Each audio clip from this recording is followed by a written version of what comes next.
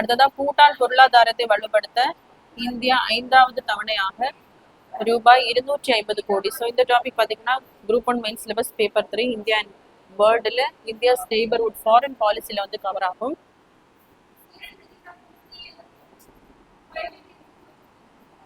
So India's neighbourhood foreign policy, நட்புறவு நாடுகளுடைய பாலிசியின் அடிப்படையில் பார்த்தீங்க அப்படின்னா நமக்கு 2026-2027 ஆண்டு நட்புறவு நாடுகளுக்காக ஒரு மானியத்தை வந்து ஒதுக்கி இருப்பாங்க. அதுல ஏறக்குறைய 4899 கோடி வந்து அந்த நாடுகளுக்கு ஒதுக்கப்பட்டிருக்கும். இதுல முக்கியமா பாத்தீங்க அப்படின்னா பூட்டான் நாட்டிற்கு அதிகப்படியாக 2399 கோடி வந்து ஒதுக்குவதாக சொல்லப்பட்டிருக்கும். அதன் அடிப்படையில தான் பாத்தீங்கன்னா அவங்களுடைய பொருளாதாரத்தை வலுப்படுத்துவதற்காக தவணையாக இந்த மானியங்கள் வந்து மத்திய அரசால் வழங்கப்படுகிறது. அதன் அடிப்படையில தான் 5வது தவணையாக ரூபாய் 250 கோடி வழங்கப்பட்டுள்ளது.